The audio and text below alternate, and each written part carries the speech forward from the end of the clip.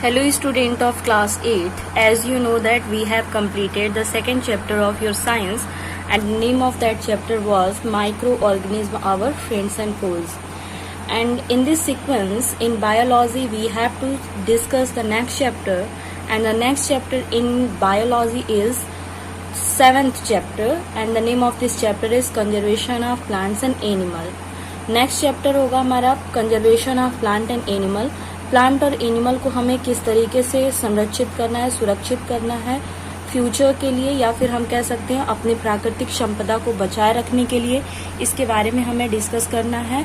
Student, ये chapter आपके environment का चैप्टर होगा. तो सबसे पहले हम यहाँ पे डिस्कस करते हैं कि कौन कौन से पॉइंट हमें इसमें क्लियर करना है. तो आपका फर्स्ट पॉइंट जो इसमें होगा वो है बायोडाइवर्सिटी, इट्स एडवांटेज. बायोडाइवर्सिटी और उसके एडवांटेज के बारे में डिस्कस करेंगे. उसके बाद हम देखेंगे थ्रेट टू बायोडाइवर्सिटी.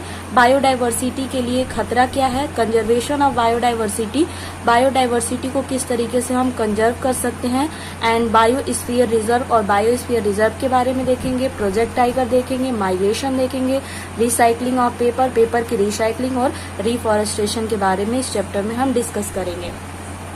जो हमारा नेक्स्ट चैप्टर है इसमें हम देख सकते हैं there are the millions of plant and animal on the earth. Earth पे बहुत सारे प्लांट्स और एनिमल हैं. New species are continuously being discovered and many are yet to be discovered. नए नए स्पीसीज लगातार खोज किए जा रहे हैं और बहुत से ऐसे स्पीसीज हैं जिनका अभी खोज करना बाकी रह गया है.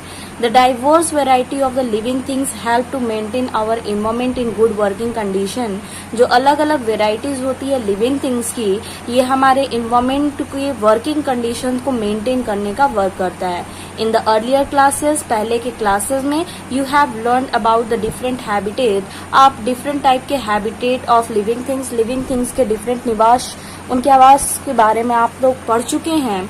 सच एज वाटर, जैसे water, forest, desert, river, stream, pond, sea, ocean. Plants and animal adopt themselves according to their habitat. Plant और एनिमल जो होते हैं ये खुद को अपने हैबिटेट के अकॉर्डिंग एडॉप्ट कर लेते हैं, according to their habitat to overcome the unfavourable condition से बचने के लिए. इन दिस चैप्टर, इस चैप्टर में we will discuss about the benefit of different varieties of the living form. इस चैप्टर में हम लिविंग फॉर्म्स की मतलब जीवधारियों के बहुत सारी वेराइटीज के बारे में डिस्कस करेंगे. थ्रेट टू देयर एग्जिस्टेंट, उनके अस्तित्व के लिए खतरा क्या है, and how to protect them, और किस तरीके से इन स्पीसीज को हम बचा सकते हैं, इसके बारे में हम डिस्कस करेंगे. तो हमारा नेक्स्ट टॉपिक है इसमें बायोडाइवर्सिटी. बायोडाइवर्सिटी क्या है? Biodiversity is also called the biological diversity. इसे हम बायोलॉजिकल डाइवर्सिटी भी कहते हैं. Refers to the all living things like plant and animal, human beings, microorganism. ये ह्यूमन बींग्स, एनिमल और प्लांट्स के लिए रिफर करता है, and their relationship and their inter relationship with the biosphere. इनके इंटर रिलेशनशिप, इनके बीच के जो आपसी संबंध होते हैं और इनका संबंध बायोस्फीयर से क्या होता है, इसके बारे में हम इसमें डिस्कस करते हैं. बायोस्फीयर क्या है? Biosphere is the part of earth in which biodiversity exist. मतलब अर्थ का वो पार्ट जहाँ पे बायोडाइवर्सिटी एग्जिट करता है, रहता है, उसे हम क्या कहते हैं? उसे हम कहते हैं बायोस्फीयर रिजर्व.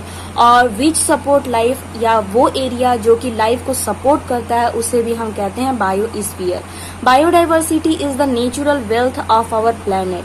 ये बायोडाइवर्सिटी हमारे प्लेनेट का नेचुरल वेल्थ है, मतलब प्राकृतिक संपदा है. ये अदर किसी भी प्लेनेट पे ये बायोडाइवर्सिटी देखने को नहीं मिलता है. It is result of the continuous survival and formation of new species.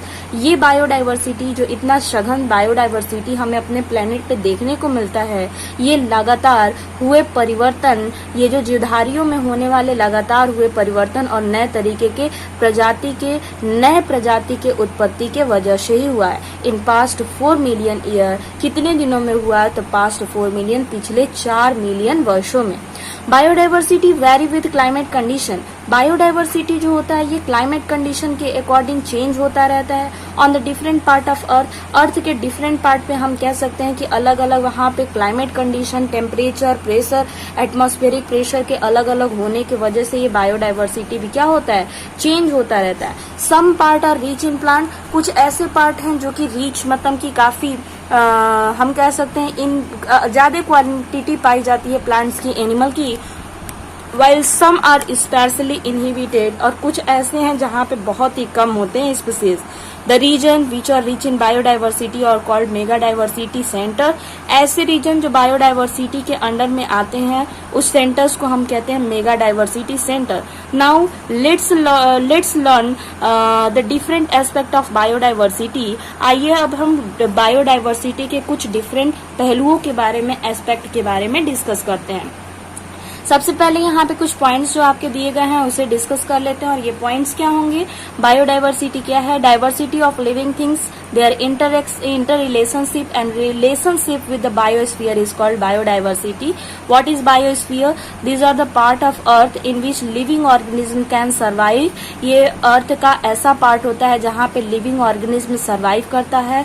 It include atmosphere, hydrosphere and the lithosphere. इसमें एटमॉस्फेयर, हाइड्रोस्फीयर और लिथोस्फीयर आता है। स्पीसीज किसे कहते हैं? Group of living organism. Living organism का ऐसा group which have the common characteristic that clearly distinguish them from the other group. जिस कैरेक्टरिस्टिक के बेसिस पे हम उस स्पीसीज को, उस प्रजाति को दूसरे स्पीसीज से क्या कर सकते हैं?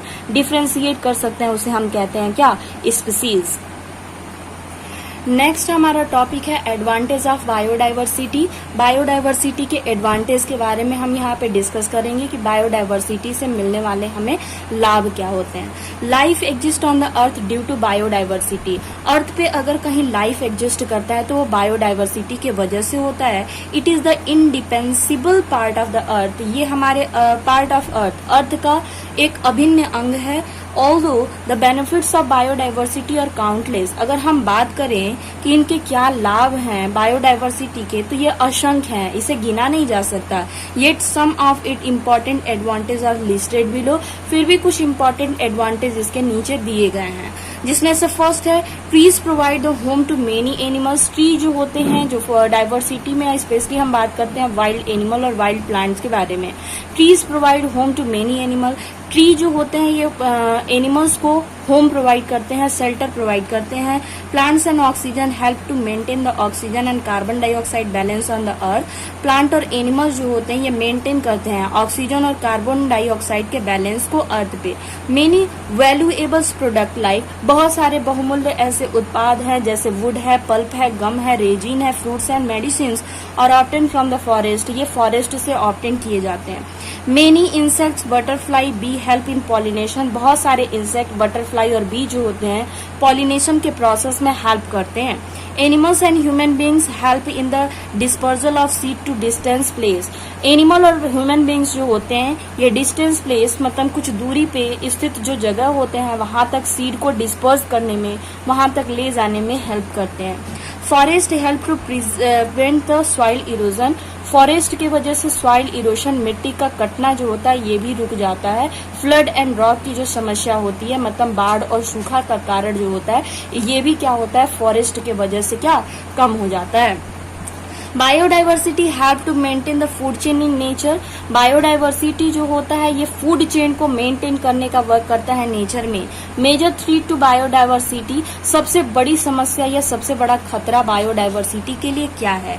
तो आपका आंसर होगा human beings are the major threat to the biodiversity. As आप जानते हैं स्टूडेंट की ह्यूमन बींग्स दिन प्रतिदिन ह्यूमन बींग्स का पॉपुलेशन बढ़ता जा रहा है और इस बढ़ती हुई जनसंख्या के लिए शेल्टर, फूड और हम कह सकते हैं क्लॉथ की नीड होती है। उसे फुलफिल करने के लिए बायोडाइवर्सिटी को इसे हंटिंग के थ्रू या फिर हम कह सकते हैं कि फॉरेस्ट को क्लियर करके वहां पे शेल्टर और फैक्ट्रीज, कंपनी वगैरह बनाने के लिए वो सारे एरियाज यूज हो जाते हैं। Human beings are the major threat to biodiversity. We use natural resources indiscriminately to get the maximum benefit. हम क्या करते हैं नेचुरल रिसोर्स को बिना किसी भेदभाव का यूज करते हैं to get the maximum benefits. अब अधिक से अधिक लाभ उठाने के लिए, to improve our lifestyle, अपनी जीवन शैली को इम्प्रूव सुधार करने के लिए, एंड फॉर आवर कंफर्ट, और अपनी विलासिता पूर्वक जीवन जीने के लिए।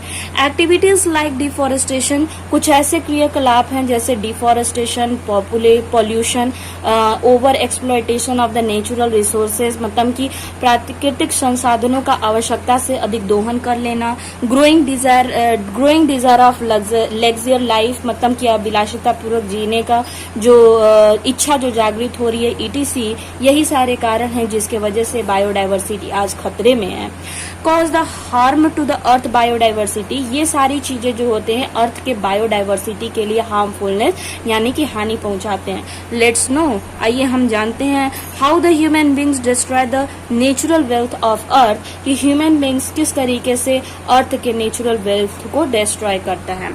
फैक्ट टू नो में हम डिस्कस कर सकते हैं यहाँ पे मेगा डाइवर्सिटी रीजन क्या होता है। मेगा डाइवर्सिटी रीजन हम उस रीजन को कह सकते हैं जहां पे मैक्सिमम डाइवर्सिटी पाया जाता है। There are 12 mega diversity centre in the world, और वर्ल्ड में टोटल 12 मेगा बायोडाइवर्सिटी सेंटर्स हैं, and India is one of them, और इंडिया उसमें से एक है।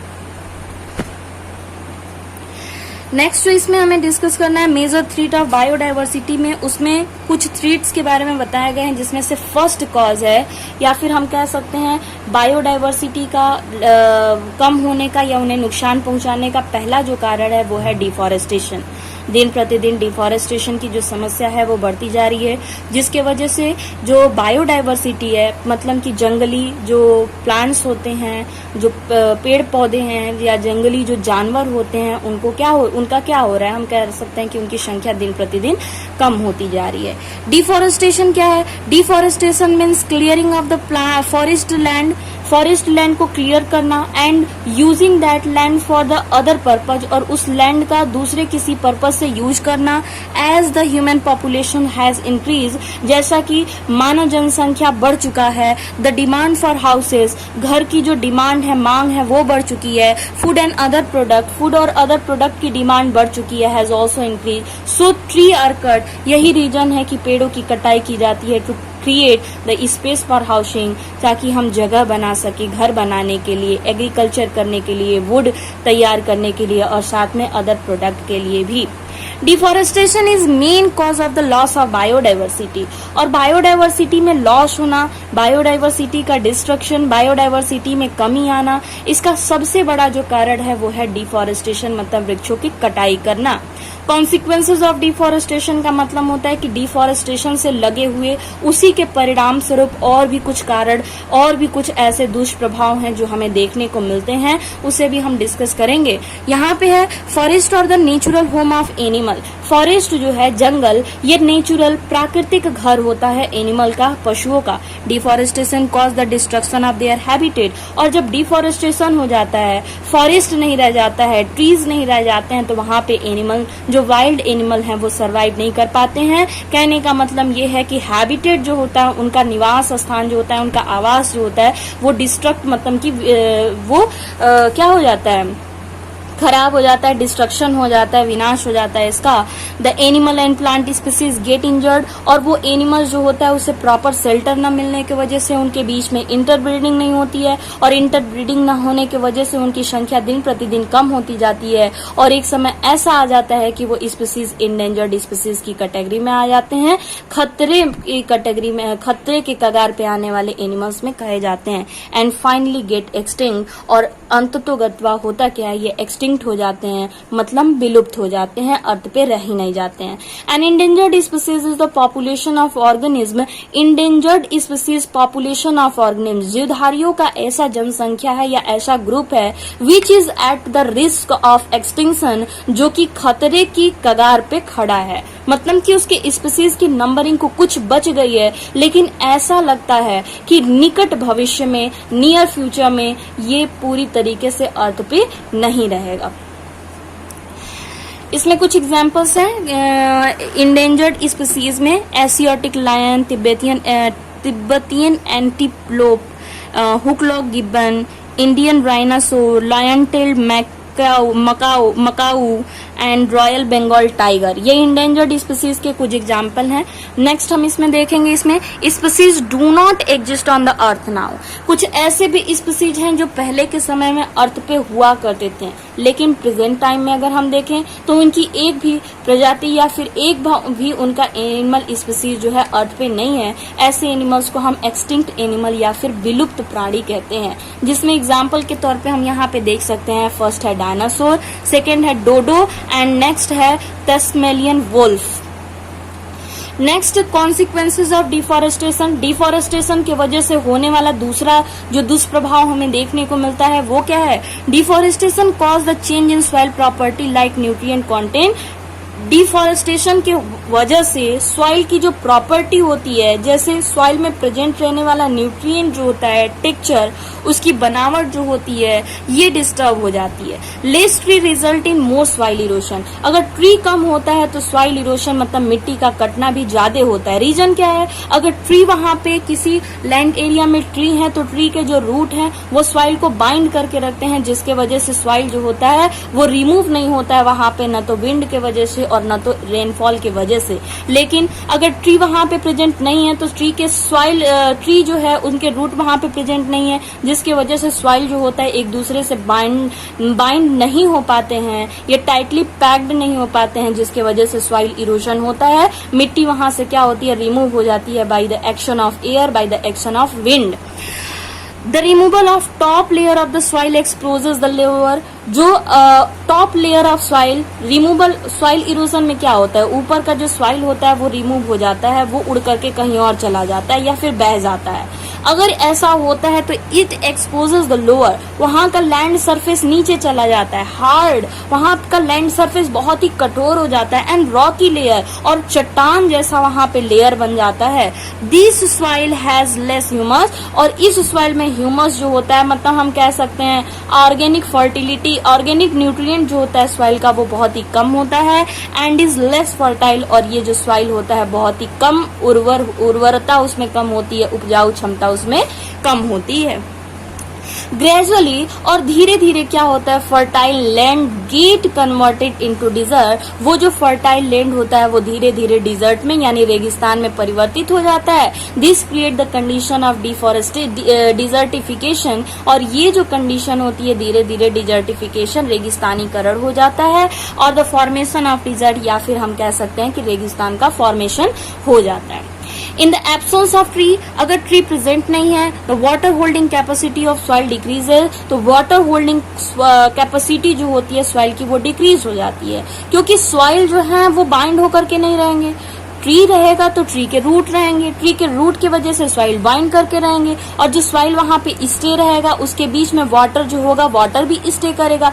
मतलब ये है कि अगर ट्री है तो water holding capacity of soil भी है, अगर ट्री नहीं है तो वाटर होल्डिंग कैपेसिटी भी बहुत ही कम होगी।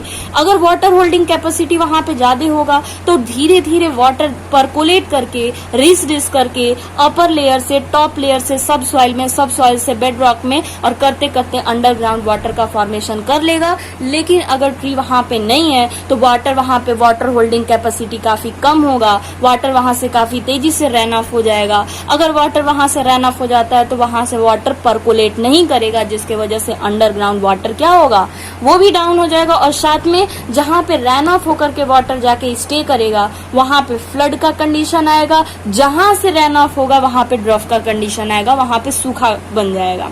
तो यहाँ पे हम देखते हैं soil has less humus and fertility. Next हम इसमें देखते हैं the water does not percolate into the earth, जिसके वजह से वाटर जो होता है नीचे रिस करके अर्थ तक नहीं जाता है। फ्रॉम द सॉइल सरफेस से एज रिजल्ट, और रिजल्ट के फॉर्म में वाटर वहां से फ्लो कर जाता है as surface run off and flood occur, और इसके वजह से बाढ़ की समस्या आ जाती है। Tree absorb carbon dioxide from the air and use it for the photosynthesis. Tree जो होते हैं ये कार्बन डाइऑक्साइड को एयर से एब्जॉर्ब कर लेते हैं और फोटोसिंथेसिस में उसे इन्वॉल्व कर लेते हैं। इन रिटर्न, और इसके रिटर्न में दे रिलीज ऑक्सीजन गैस, ये ऑक्सीजन गैस रिलीज करते हैं इन एटमॉस्फेयर में, and this process maintain the carbon dioxide and oxygen balance in air. इस प्रोसेस से ऑक्सीजन और कार्बन डाइऑक्साइड का बैलेंस एयर में बना रहता है, which is essential for the survival survival of living things, जो कि जीवधारियों के जीवित रहने के लिए बहुत ही इसेंशियल मतलब कि बहुत ही आवश्यक होता है। नेक्स्ट पॉइंट इसमें है trees release water vapour. Tree जो होते हैं वाटर जो एब्जॉर्ब करते हैं सॉइल से रूट के थ्रू, वो क्या करते हैं कि अपने बॉडी में डिफरेंट प्रोसेस के थ्रू इन्वॉल्व करके जो एक्सेस अमाउंट ऑफ वाटर होता है उसे अपने बॉडी के कुछ पार्ट जैसे लीव्स के स्टोमेटा से और स्टेम के लेंटिसेल से उसे इवापोरेट कर देते हैं, मतलब अपनी बॉडी से उसे रिमूव कर देते हैं। इस प्रोसेस को हम कहते हैं ट्रांसपीरेशन। और जैसे ही ट्रांसपीरेशन के प्रोसेस में वेपर रिलीज होता है, वेपर लाइट होने की वजह से ऊपर उठ जाता है और उसके आसपास में कूलिंग इफेक्ट, मतलब उस ट्री के आसपास में कूलिंग इफेक्ट देता है। ट्री के आसपास की सराउंडिंग जो होती है वो कूलिंग इफेक्ट देने लगती है। यहाँ पे है trees releases water vapour into atmosphere. Tree जो है वाटर वेपर रिलीज करता है एटमॉस्फेयर में by the process of transpiration. Transpiration के प्रोसेस के through this create the cooling effect in the surrounding area, और इसके वजह से ट्री के सराउंडिंग एरिया में कूलिंग इफेक्ट प्रोड्यूस हो जाता है। Fever tree will cause less transpiration. कुछ ही ऐसे प्लांट होते हैं, कुछ ही ऐसे ट्री होते हैं जिससे कम से कम ट्रांसपीरेशन की प्रोसेस होती है। वो क्या करते हैं, वो वार्मिंग ऑफ द एटमॉस्फेयर, जहां से ट्रांसपीरेशन जिस ट्री से नहीं होता है उसके आसपास का जो इन्वायरमेंट होता है वो वार्म होता है, वो गर्म होता है, and may cause global warming, और ये ग्लोबल वार्मिंग को भी कॉज करते हैं, उसके भी कारण बनते हैं। नेक्स्ट पॉइंट जो है, नेक्स्ट पॉइंट डिफॉरेस्टेशन के वजह से क्या होता है। नेक्स्ट पॉइंट ये है cleaning of the forest cause a shortage of the forest product. अगर फॉरेस्ट नहीं होगा तो फॉरेस्ट प्रोडक्ट मतलब फॉरेस्ट से मिलने वाले जो वुड हैं, टिम्बर हैं, या फॉरेस्ट से मिलने वाले जो फ्रूट्स वगैरह, वेजिटेबल्स वगैरह जो भी हैं वो हमें नहीं मिल पाते हैं। नेक्स्ट पॉइंट है in absence of tree the rain water can not gate infiltrated into the soil. अगर ट्री प्रेजेंट नहीं है, एब्सेंट है, मतलब कि ट्री का रूट एब्सेंट है। ट्री का रूट एब्सेंट होने की वजह से वहां की सॉइल जो है वो बाइंड करके नहीं रखा हुआ है। अगर सॉइल बाइंड करके नहीं रखा हुआ है तो वहां पे रेन वाटर जो है, वर्षा का पानी जो है वहां पे होल्ड करके नहीं रहेगा, और अगर होल्ड करके नहीं रहेगा तो वहां से वाटर, रेन वाटर फिल्टर होकर के ग्राउंड वाटर में जा करके अंडरग्राउंड वाटर का भी फॉर्मेशन नहीं करेगा। रिजल्टिंग फॉर्म में हम कह सकते हैं कि अगर ट्री एब्सेंट है तो उस एरिया का अंडरग्राउंड वाटर लेवल भी लो होगा। नेक्स्ट पॉइंट है इसमें कि डिफॉरेस्टेशन की वजह से इसके कॉन्सिक्वेंसेस में, मतलब इसके दुष्परिणाम इसमें क्या होते हैं। The water cycle get disturb, water cycle disturb हो जाता है, रिजल्टिंग इन लेस रेनफॉल, और रिजल्टिंग फॉर्म में उस एरिया में रेनफॉल जो होता है, वर्षा जो होती है काफी कम होती है। सो अभी के लिए बस इतना ही। Thank you.